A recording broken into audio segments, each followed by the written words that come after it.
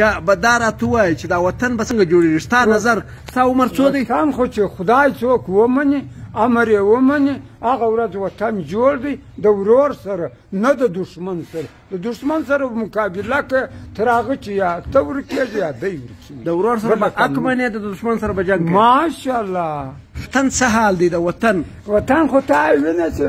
په ګوزو دی در په دره دی په غولو سره ککن کړي دي څوک فرار څوک ناست یو د بل حق نه مني نو بالا وطن د کومې خوا سو ولاړې که د هغوی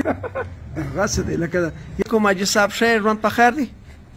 ژوندی اوسې ګړندی اوسې یوه د کومې علاقې صدق تو اخي له افغان دی د کوم وطن یې کندهار د علاقې کندهار کومه ولسوالي دا ولسوالي میوند میوند دی د هغه وطن یې هغه دی وطن دی او لالا خال پوچ مالته کړي ښه نو واده دې کړی بچیان لرې شی نه لرو لالا واده دې ولې نه دی کړی ولا طلب مې کړی دی نو چې نصیب نه کېږي زه څنګه ورونه لرې نه هېڅ ورونه نه لرې نه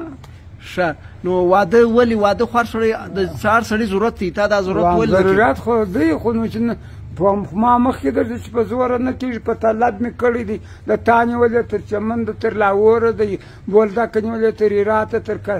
کلاینه تر بدخشانه تر کابل تر کندهاره مګر نو چې الله نه کوي بیا خلکو ته دې ویل دي چې ما ته واده او ما ته دا معذوریت لرم نو که غنور یې خدا الله رضایت وکړه خپل که یو خور یو لور راکړه د بل ته راته کښېنوه وایي نه خپله د کوم نه د بل تعالی والا دورې وله نو الله والا خو اول دا دی چې واده کوي دا خو ګوره ته خو به طلب به ستا ورکوونکی څوک دی څو عمر دی دی یو اویا اتیا به وي اتیا کاله د ژوند نه دی ژوند ته یو خاطره راته بیان کړه چې ژوند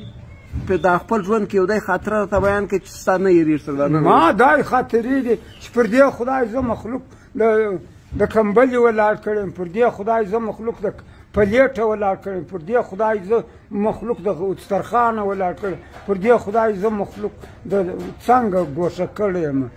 راختلي لام دي دا مخلوق ما دغه مخلوق خدای له رابللی دي ایمان له مې رابللی دي مګر نه دوی خدای مني نه ایمان پر دغه خدای راوړي ما دروغجن بولي ځان صادقه بولي یا مذهب یا فرعون یا حدیث یا یوه خاطره راوړه چې ته نه سوې هېرولی بس هغه ترخه ده بله نشته بیا دا ستا په ژوند کې یو دی ورځ راغلی یو دی ثانیه راغلی چې تیار ورځ یادوې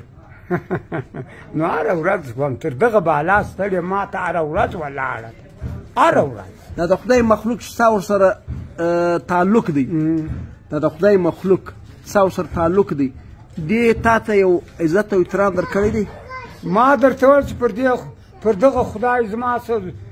پلارم ناراض دی قوم ناراض دی دروغجنم ناراض دی ته واجبم ناراض دی وایي ته غلط یې چې موږ خدای له بولې ته موږ ایمان له بولې ته موږ کفر کوې په خدای موږ کفر کېږو په قرآن موږ کفر کېږو آیا په مذهب مسلمانان په حدیث مسلمانان په اسکول مسلمانان په مخلوق مسلمانان دا خره دا خبرې کوي ښه صحیح دی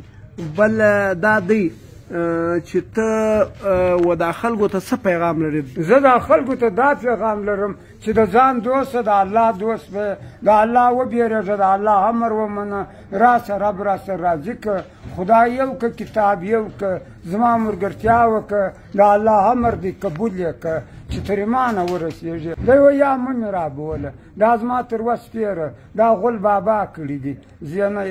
نه شم ردولی